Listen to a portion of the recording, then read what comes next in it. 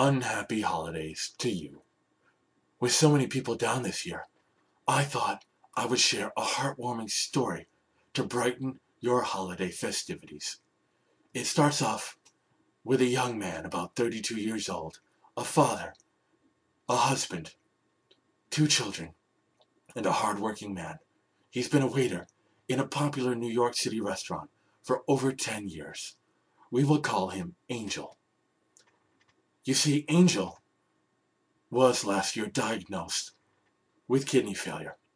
Yes, it broke many people's heart. In fact, his story made the New York Times, and I've posted a link to the story in the box down below, in case any of you want to donate. So anyways, he's worked in this restaurant for a decade. The employers loved him. The fellow employees loved him. The customers loved him. Everyone loved him. He's a great all-around guy. And once his family learned that his kidneys were failing, his brother stepped up and offered to donate one of his own kidneys to help save his brother's life. But you see, he didn't have health insurance. Yes, so sad, so tragic. So many people can't afford health insurance. But in this case, his employer hadn't bothered to give them any. An oversight. But the employer, after finding out that Angel was sick, immediately enrolled him in an employee insurance program. But sadly, once enrolled, the program told him because he had a pre-existing condition, it would take a year for him to become active on the benefits. And so now, Angel has to undergo a dangerous year of kidney dilations. And it might not work the dialysis.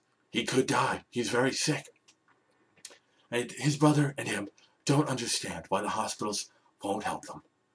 You see, Medicaid will pay about $75,000 for the lifetime of his for kidney dialysis. But for only $100,000, they could get the kidney transplant. They've gone around to many New York City hospitals. They've begged and they've pleaded for help. But so far, no one has offered to help, except for one surgeon who offered to waive the fees. But the hospital administrators, they refused to take him in. And sadly, do you know why they refused? Because he's an illegal immigrant. Isn't that heartwarming? All he wants is $100,000 surgery. I mean, the citizens, the taxpayers, have already been paying for his dialysis and the medications required. So what's another $100,000, really? Why must you be so greedy, America? Why can't you just give him $100,000? His options are limited. You see, because his brother is here illegally as well and a deli worker, they don't make a lot of money. They can't afford to pay for this out of pocket. And his only last resort medical option would be for them to go back to Mexico, where for $40,000 they could afford to get the treatment. But if Angel went back to Mexico, he could get caught crossing the border and then not be able to come back into the country and see his anchor babies. And what would his wife do? They have to have more children.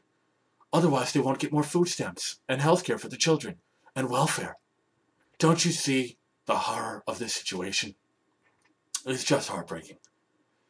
Well, there you have it.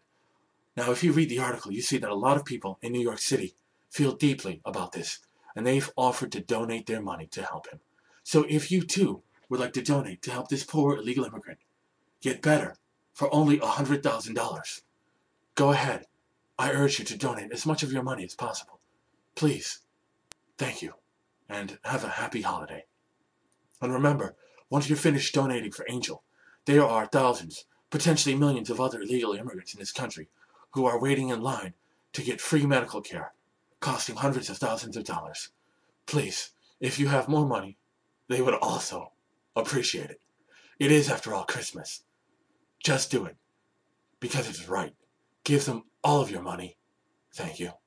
And have a happy holiday. One last thing that I forgot to mention is that if he is somehow able to afford the kidney treatment, the transplant, he'll need anti-rejection medication for the rest of his life. That generally averages about $2,000 to $3,000 a month.